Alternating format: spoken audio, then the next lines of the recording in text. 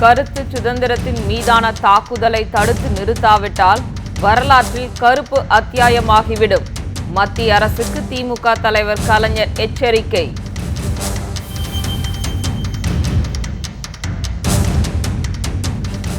Lorry உரிமையாளர் பிரச்சனையில் பிரதமர் மோடிக்கு ஜெயலலிதா கடிதம் எழுதாதது ஏன்? நமக்கு நாமே பயணத்தில் திமுக பொருளாளர் மு.க. ஸ்டாலின் கேள்வி. திமுக ஆட்சி அமைந்ததும் சுங்கச்சாவடி பிரச்சனைக்கு தீர்வு காணவும் உறுதி.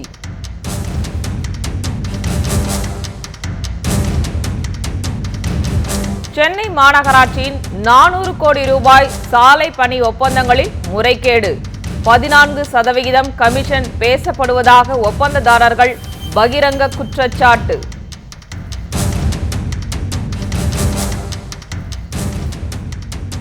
ஆன்லைன் மருந்து வர்த்தகத்தை எதிர்த்து வணிகர்கள் இன்று போராட்டம். தமிழகத்தில் 40,000 கடைகள் உட்பட நாடு முழுவதும் 8 லட்சம் மருந்து கடைகள் அடைப்பு.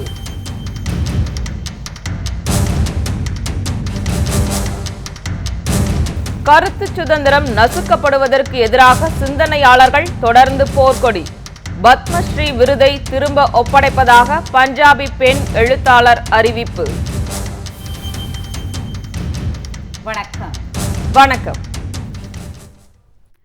கருத்து சுதந்திரத்தின் மீதும் பன்முக பண்பாட்டு கலாச்சாரத்தின் மீதும் தாக்குதல் நடத்தப்படுவதற்கு திமுக தலைவர் கலைஞர் கண்டனம் தெரிவித்துள்ளார். இதனை தடுத்து நிறுத்தும் அதிகாரம் படைத்தவர்கள் நடவடிக்கை எடுக்காமல் இருந்தால் அது வரலாற்றில் கருப்பு அத்தியாயமாகிவிடும் என்றும் கலைஞர் எச்சரித்திருக்கிறார்.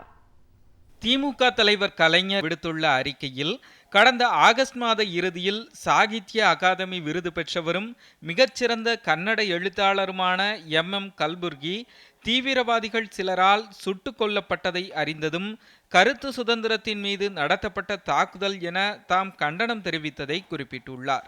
எழுத்தாளர் கல்புர்கி மற்றும் சமூக ஆர்வலர்கள் கோவிந்த் பன்சாரே, நரேந்திர தபோல்கர் ஆகியோர் படுகொலை செய்யப்பட்டதை கண்டித்து பண்டித நேருவின் சகோதரி விஜயலட்சுமி பண்டிட்டின் மகளும் பிரபல எழுத்தாளருமான நயேந்திர சகல் தமக்கு வழங்கப்பட்ட சாகித்ய அகாதமி விருதை திருப்பி அளித்ததையும், அவரை பின்பற்றி அசோக் வாஜ்பாய், சசிதேஷ் பாண்டே, ரஹ்மான் அப்பாஸ், பிரபல மலையாள நாவலாசிரியை சாரா ஜோசப் உள்ளிட்டோர் சாகித்ய அகாதமி விருதுகளை திருப்பி அளிக்கப் போவதாக அறிவித்துள்ளதையும் சுட்டிக்காட்டியுள்ளார்.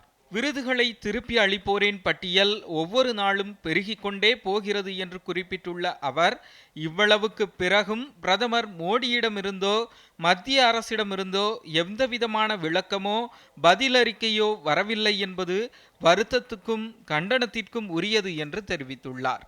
அரசியலுக்கும் கருத்து சுதந்திரத்தை காப்பதற்கும் சம்பந்தம் இல்லை என்று கருதாமல், கருத்து சுதந்திரத்தை காப்பதே ஜனநாயக கோட்பாடுதான் என்ற கருத்தோடு மத்திய அரசு நடந்து கொள்ள வேண்டும் என்றும் அவர் வலியுறுத்தியுள்ளார். சாகித்ய அகாதமி விருது பெற்ற பலரும் விருதுகளை திருப்பி அனுப்புவது குறித்து ஏதாவது கருத்து கூறினால் மத்திய அரசுக்கு வருத்தம் வந்துவிடுமோ என்று சாகித்ய அகாதமி நிர்வாகம் கருதுவதாகவே தெரிகிறது. எனினும் வரும் 23ஆம் தேதி சாகித்ய அகாதமி தனது அவசர கூட்டத்தை கூட்டுவதாக அறிவித்துள்ளது என்றும் கூறியுள்ளார்.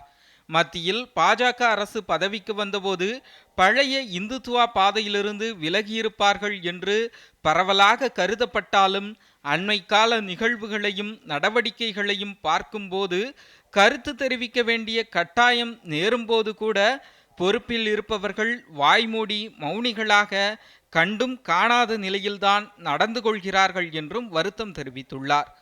கருத்து சுதந்திரத்தின் மீதும் நீண்ட காலமாக இந்தியாவில் பாதுகாத்து பராமரிக்கப்பட்டு வரும் பன்முக பண்பாட்டு கலாச்சாரத்தின் மீதும் தாக்குதல் நடத்தப்படுவதும் அதை தடுத்து நிறுத்திடும் அதிகாரம் படைத்தோர் நமக்கென்ன என்று இருப்பதும் அநீதி மட்டுமல்லாமல் வரலாற்றில் கருப்பு அத்தியாயமாகவும் ஆகிவிடும் என்றும் கலைஞர் குறிப்பிட்டுள்ளார். எதற்கெடுத்தாலும் பிரதமருக்கு கடிதம் எழுதும் ஜெயலலிதா லாரி உரிமையாளர் பிரச்சனையில் கடிதம் எழுதாதது ஏன் என்று திமுக பொருளாளர் மு.க. ஸ்டாலின் கேள்வி எழுப்பியுள்ளார். திமுக ஆட்சி அமைந்ததும் சுங்கச்சாவடி பிரச்சனைக்கு சுமூக தீர்வு எட்டப்படும் என்றும் அவர் உறுதியளித்தார். நாமக்கல் மாவட்டத்தில் நமக்கு நாமே பயணம் மேற்கொண்ட திமுக பொருளாளர் மு.க. ஸ்டாலின் கோழி பண்ணை உரிமையாளர்கள், மாணவர்கள், விவசாயிகள் என பல்வேறு தரப்பினரையும் சந்தித்து பேசினார். பள்ளிப்பாளையத்தில் விசைத்தறி தொழிலாளர்கள் மற்றும் நெசவாளர்களை ஸ்டாலின் சந்தித்தார்.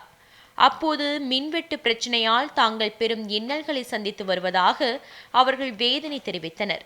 தொடர்ந்து பேசிய ஸ்டாலின், 4.5 ஆண்டு கால அதிமுக ஆட்சியில் மக்கள் நலத்திட்டங்கள் எதுவும் செயல்படுத்தப்படவில்லை என்றார்.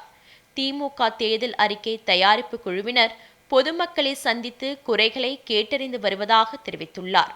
நமக்கு நாமே பயணத்தில் பெறப்படும் மனுக்களும் தேர்தல் அறிக்கை தயாரிப்பு குழுவிடம் அளிக்கப்படும் என்றார்.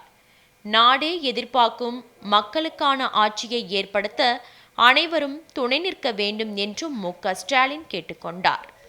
கேட்டறிந்த சில யோசனைகள், அறிவுரைகள், ஆலோசனைகள், உங்கள் மூலமாக வந்த ஆலோசனைகள், அதையெல்லாம் சேர்த்து நானும் இந்த பயணத்தை முடிச்சுட்டு நானும் தேர்தல் அறிக்கை குழுவோடு உட்கார்ந்து கலந்து பேசி நிச்சயமா தலைவர் அவர்களுக்கு துணையாக இருந்து இவைகளெல்லாம் அவைகளை சேர்க்கக்கூடிய நிலையில தேர்தல் அறிக்கையில் அவைகளெல்லாம் நிச்சயம் இடம்பெறும் என்ற அந்த நம்பிக்கையை இந்த நேரத்தில் உங்களுக்கெல்லாம் நான் தெரிவித்துக் கொள்ள கடமைப்பட்டிருக்கிறேன். நிச்சயமா உறுதியா நீங்கள் எதிர்பார்ப்பதைப் போல, நீங்கள் மட்டுமல்ல இந்த நாடு எதிர்பார்ப்பதைப் போல ஒரு நல்ல ஆட்சியை, ஒரு நல்ல மாற்றத்திற்குரிய ஆட்சியை, உங்களுக்காக பாடுபடக்கூடிய ஆட்சியை, திராவிட முன்னேற்ற கழக ஆட்சியை நீங்கள் உருவாக்கி தருவதற்கு எப்படி இங்கே சிறப்பான வகையில் வருகை தந்து எங்களுக்கு ஊக்கத்தை, உற்சாகத்தை வழங்கி கொண்டிருக்கிறீர்களோ, இதே போன்று ஆட்சி அமைவதற்கும் ஒரு மாற்றத்தை ஏற்படுத்துவதற்கும் நீங்கள் துணை நிற்க வேண்டும் என்று நான் உங்களை எல்லாம் கேட்டுக்கொள்கிறேன். தொடர்ந்து லாரி மற்றும் பேருந்து உரிமையாளர்கள் உடனான கலந்துரையாடல் நிகழ்ச்சியில் பங்கேற்ற ஸ்டாலின், லாரி என்பது மக்களின் நாடி நரம்பு என்றும் மிகவும் அத்தியாவசியமானது என்றும் ஸ்டாலின் தெரிவித்துள்ளார். எதற்கு எடுத்தாலும் பிரதமருக்கு கடிதம் எழுதும் ஜெயலலிதா, லாரி உரிமையாளர் பிரச்சினையில் கடிதம் எழுதாதது ஏன் என்றும் அவர் கேள்வி எழுப்பினார். திமுக ஆட்சிக்கு வந்ததும் சுங்கசாவடி பிரச்சினைக்கு சுமூக தீர்வு காண நடவடிக்கை எடுக்கப்படும் என்றும் அவர் உறுதியளித்தார். ஒவ்வொரு மாவட்டத்திற்கும் போர்டு போடுவதற்கு சென்றால் 15,000 ரூபாய் கட்டணம் செலுத்த வேண்டிய கட்டாயம் இருக்குது. அவற்றை மாற்றி தர வேண்டும் என்று நீங்கள் கேட்டிருக்கிறீர்கள். அதுபோல் வருடத்திற்கு ஒரு முறை கட்டாயம் எஃப்சி செய்ய வேண்டும் என்ற விதியையும் தளர்த்திட வேண்டும் என உங்களுடைய கோரிக்கையும் இந்த அரசு செய்கிறார். ஆனால் இவர்களெல்லாம் கழக ஆட்சி அமைந்தவுடன், நீங்கள் எதிர்பார்க்கக்கூடிய திமுக ஆட்சி அமைந்தவுடன் நியாயமான அனைத்து கோரிக்கைகளையும் கண்டிப்பாக நிறைவேற்றி தருகிற அந்த முயற்சியை நாங்கள் தொடர்ந்து ராசிபுரம் சென்ற ஸ்டாலினை பல்லாயிரக்கணக்கான மக்கள் திரண்டு வந்து வரவேற்றனர். பொதுமக்கள் மத்தியில் பேசிய ஸ்டாலின், நாமக்கல் மாவட்ட ஆட்சித்தலைவர் அதிமுக மாவட்ட ஆட்சித்தலைவர் போல் செயல்படுவதாக குற்றம் சாட்டினார். சட்டப்பேரவையில் எதிர்க்கட்சிகள் எதையும் பேச சபாநாயகர் தனபால் அனுமதிப்பது இல்லை என்று தெரிவித்த அவர், சட்டப்பேரவை மரபுகளை மீறி அவர் செயல்படுவதாகவும் கூறினார். நாமக்கல் மாவட்டத்தில் நடைபெறும் அனைத்து ஊழல்களுக்கும் அமைச்சர் தங்கமணி துணை போவதாக குற்றம் சாட்டிய அவர், மாவட்ட வளர்ச்சியை பற்றி கவலைப்படாமல் தனது வளர்ச்சியை குறிக்கோளாக கொண்டு இருப்பதாகவும் தெரிவித்துள்ளார். தொழில்துறையுடைய அமைச்சர் இந்த மாவட்டத்தை சார்ந்தவர் தான், தங்கமணியா.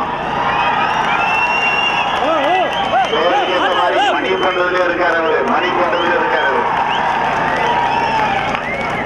ஆக தங்கமணியால இந்த மாவட்டம் வளரல, ஆனா அவர் வளர்ந்துகிட்டு இருக்காரு. இப்போ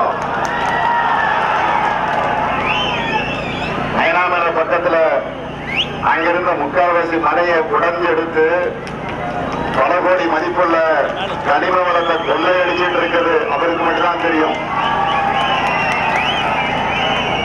கன்னியாகுமரியில் தொடங்கி திமுக பொருளாளர் ஸ்டாலின் நேற்றுடன் 113 சட்டமன்ற தொகுதிகளுக்கு நமக்கு நாமே பயணத்தை நிறைவு செய்துள்ளார். இன்று அவர் பெரம்பலூர் மற்றும் அரியலூர் மாவட்டங்களில் நமக்கு நாமே பயணத்தை தொடர்கிறார். ஆன்லைன் மருந்து வணிகத்தை தடை செய்ய கோரி நாடு முழுவதும் இன்று மருந்து கடைகள் அடைக்கப்படுகின்றன. தமிழகத்தில் சுமார் 40,000 மருந்து கடைகள் இந்த 24 மணி நேர கடை அடைப்பு போராட்டத்தில் பங்கேற்றுள்ளன. ஆன்லைன் மூலம் மருந்து விற்பனை செய்யப்படுவதற்கு மருந்து விற்பனையாளர்கள் கடும் எதிர்ப்பு தெரிவித்து வருகின்றனர். போதை மருந்துகள் எளிதில் கிடைக்கக்கூடிய சூழலை ஏற்படுத்தக்கூடிய ஆன்லைன் மருந்து விற்பனைக்கு தடை கோரி நாடு முழுவதும் மருந்து விற்பனையாளர்கள் நேற்று நள்ளிரவு முதல் 24 மணி நேர கடை அடைப்பு போராட்டத்தை தொடங்கியுள்ளனர். இதில் பங்கேற்று இந்தியா முழுவதும் சுமார் 8 லட்சம் மருந்து கடைகள் அடைக்கப்பட்டுள்ளன. தமிழகத்தில் சுமார் 40,000 மருந்து கடைகள் இன்று திறக்கப்படாது. சென்னையில் மட்டும் 5,000 மருந்து கடைகள் மூடப்படுகின்றன. ஆன்லைனில் எந்த விதமான ஒரு கட்டுப்பாடுமே இல்லாமல் போலி மருந்துகள் மற்றும் போதை ஊட்டும் மருந்துகள் மற்றும் அடிக்ஷனுக்குள்ள ட்ரக்ஸு, சைக்கோட்ராபிக் ட்ரக்ஸு மற்றும் தீவிரவாத இயக்கங்களுக்கு சில வேண்டாத மருந்துகள்லாம் கிடைக்கக்கூடிய வாய்ப்புகள் இருக்குது. இதுக்கெல்லாம் எதிர்ப்பு தெரிவித்து தான் ஒரு நாள் கடையடைப்பு பண்ணுறதா இருக்கும். ஒருவேளை எங்களுடைய கோரிக்கை நிராகரிக்கப்பட்டு மேலும் மத்திய அரசாங்கம் இந்த ஆன்லைனை ஊக்குவிக்கிறதுக்கு ஈடுபட்டால் காலவரையற்ற கடையடைப்பு கூட நாங்கள் நடத்துறதுக்கு தயாராக இருக்கோம். சென்னை மாநகராட்சியில் 400 கோடி ரூபாய் மதிப்பிலான சாலை பணிகளை முன்கூட்டியே ஒதுக்கீடு செய்து 14% கமிஷன் பெறப்படுவதாக ஒப்பந்ததாரர்கள் பகிரங்கமாக குற்றம் சாட்டியுள்ளனர்.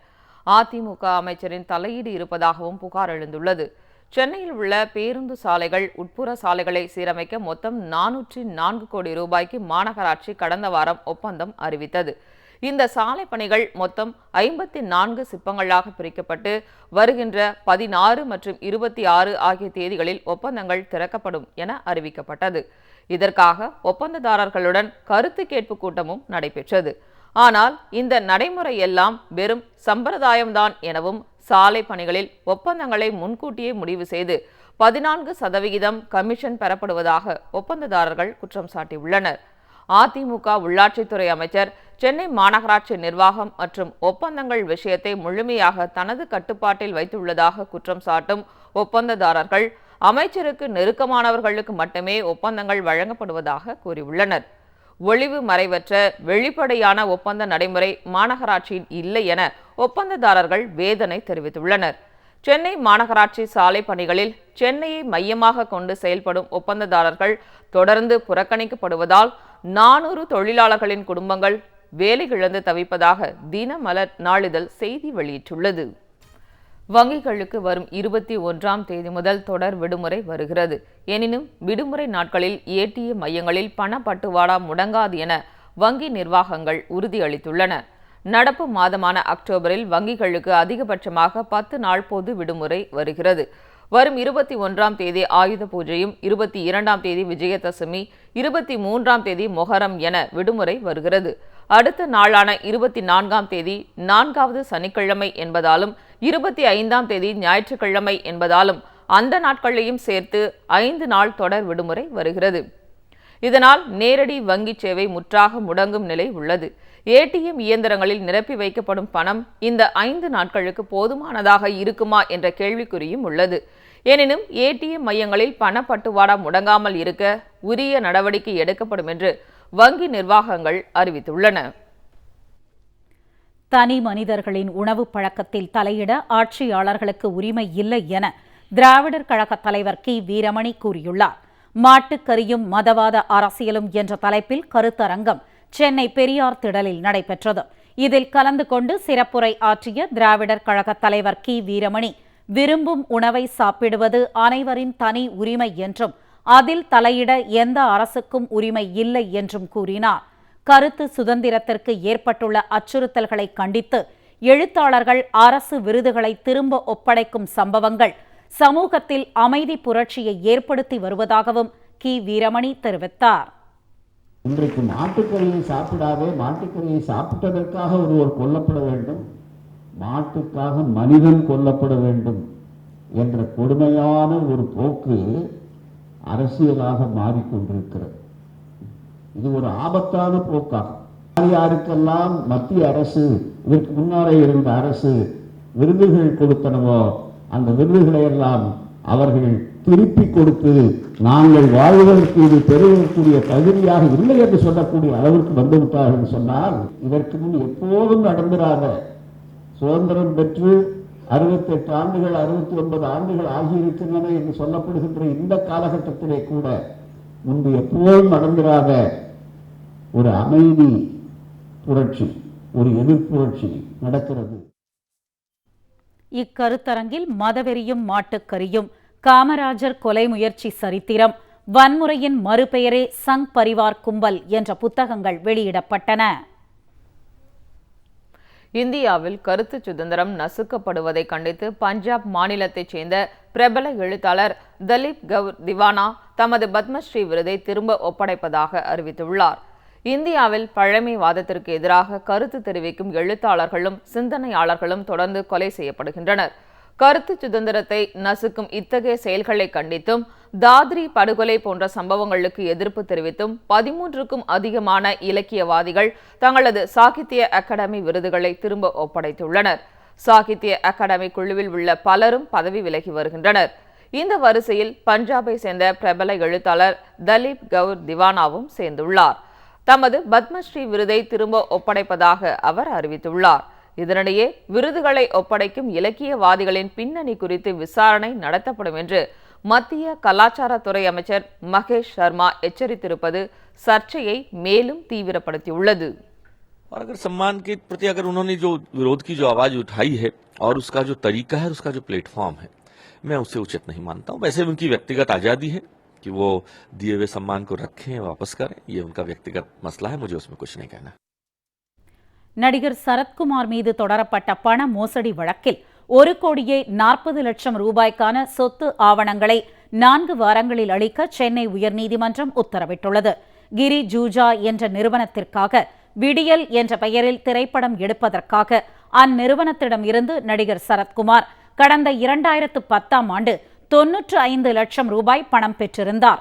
ஆனால் ஒப்புக்கொண்டபடி படம் எடுக்காததால் அசல் மற்றும் வட்டியுடன் 1,40,00,000 ரூபாய் திருப்பி அளிக்க கோரி சரத்குமார் மீது பட நிறுவனம் சென்னை உயர்நீதிமன்றத்தில் வழக்கு தொடர்ந்தது. இந்த வழக்கு மீது கடந்த ஆகஸ்ட் மாதம் விசாரணை நடந்தபோது பணத்தை திருப்பி அளிக்க அவகாசம் வேண்டும் என சரத்குமார் தரப்பில் வேண்டுகோள் விடுக்கப்பட்டது. ஆனால் இதுவரை பணம் திரும்ப அளிக்கவில்லை. இந்நிலையில் இந்த வழக்கு மீண்டும் விசாரணைக்கு வந்தபோது சரத்குமார் தரப்பில் கூடுதல் அவகாசம் கோரப்பட்டது. அதற்கு எதிர்த்தரப்பு வழக்கறிஞர் கடும் எதிர்ப்பு தெரிவித்தார். இதனைத் தொடர்ந்து 1,40,00,000 ரூபாய்க்கான சொத்து ஆவணங்களை 4 வாரங்களில் அளிக்க வேண்டும் என நீதிபதி ரவிச்சந்திரபாபு உத்தரவிட்டார். தேனி மாவட்டம் பெரியகுளத்தில் உள்ள கண்மாயின் மதகுகள் மற்றும் கரைகளை முறையாக பராமரிக்காததால் கண்மாயில் உடைப்பு ஏற்பட்டு 300 ஏக்கர் பரப்பளவிலான விவசாய நிலங்களில் நீர் புகுந்தது. தேனி மாவட்டம் பெரியகுளம் அருகில் மேற்கு தொடர்ச்சி மலையை ஒட்டிய பகுதியில் அமைந்துள்ளது அதிகாரி கண்மாய். இந்த கண்மாய்க்கு மேற்கு தொடர்ச்சி மலை மற்றும் கொடைக்கானல் மலை பகுதிகளில் பெய்யும் மழை நீரானது கல்லாற்று வழியாக வந்தடைகிறது. இந்நிலையில் கடந்த சில நாட்களாக இந்த பகுதிகளில் பெய்த கனமழை காரணமாக அதிகாரி கண்மாய் முழு கொள்ளளவை எட்டியது. அதனைத் தொடர்ந்து கண்மாய்க்கு நீர்வரத்து அதிகரித்ததால் மதகு மற்றும் கண்மாய் பகுதியில் உடைப்பு ஏற்பட்டு நீர் வெளியேறியது. இதனால் கண்மாயை ஒட்டியுள்ள பகுதியில் பயிரிடப்பட்டிருந்த நெல், வாழை, மா போன்ற விளைபயிர்கள் சேதமடைந்தது. 300 ஏக்கர் பரப்பளவில் கண்மாய் நீர் புகுந்தது. இந்த குளத்தை கடந்த ஆண்டுதான் மதகு மற்றும் கரை பகுதியை சரிபார்த்ததாகவும் ஆனால் முறையாக பராமரிக்காததால் இந்த உடைப்பு ஏற்பட்டுள்ளதாகவும் விவசாயிகள் குற்றம் சாட்டியுள்ளனர். குளம் வேலை பார்த்து ஒரு 6 மாதம் தாங்க ஆகுதுங்க. 6 மாதம் தான் ஆகுது குளம் வேலை பார்த்து. குளம் உடைஞ்சு போச்சுன்னு காவக்காரர் நீராணைக்கு வந்து சொன்னாங்க. வந்து போய் பார்த்தா தண்ணியை பார்த்த பிடிங்கி அடிச்சுட்டு வந்து என் நெல் 2 மூணு நெல் நஞ்சை செய்யறதுக்காக நெல் நாற்று விட்டுருந்தேன். அது பூரா தண்ணி போட்டு மிங்கி ஒன்றுமெல்லாம் போச்சு. அது மாட்டுக்கு சோள நாற்று பூரா விட்டு தண்ணி போட்டு அடித்து அமுக்கி பிடிச்சுங்க.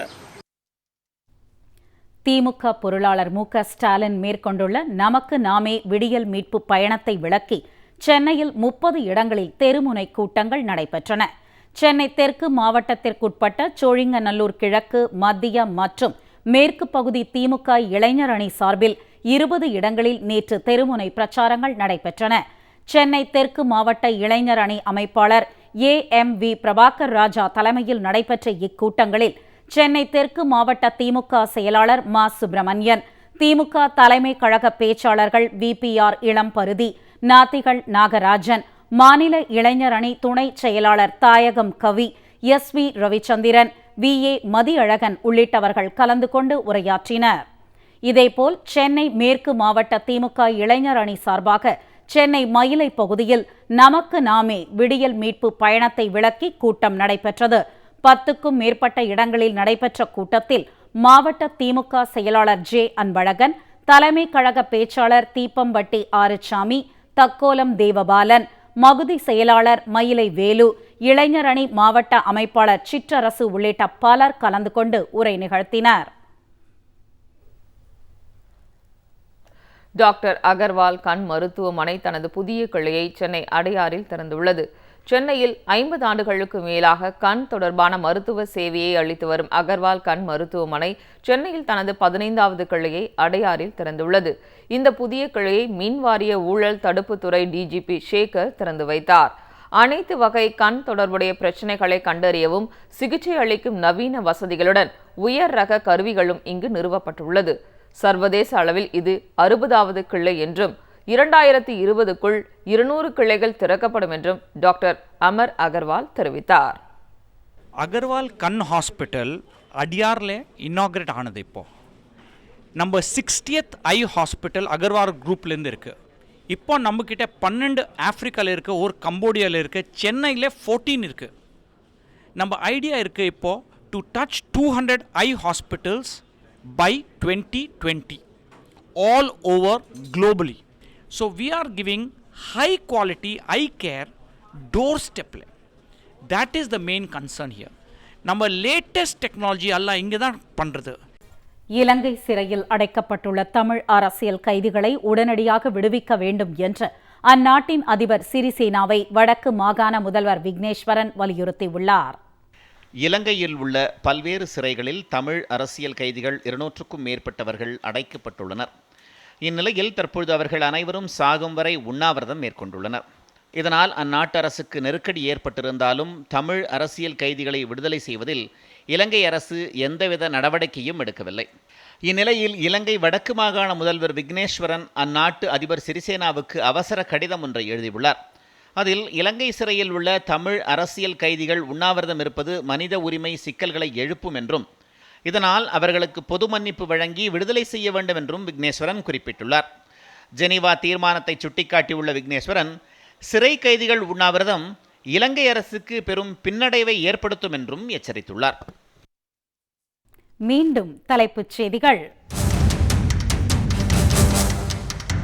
கருத்து சுதந்திரத்தின் மீதான தாக்குதலை தடுத்து நிறுத்தாவிட்டால் வரலாற்றில் கருப்பு அத்தியாயமாகிவிடும். மத்திய அரசுக்கு திமுக தலைவர் கலைஞர் எச்சரிக்கை.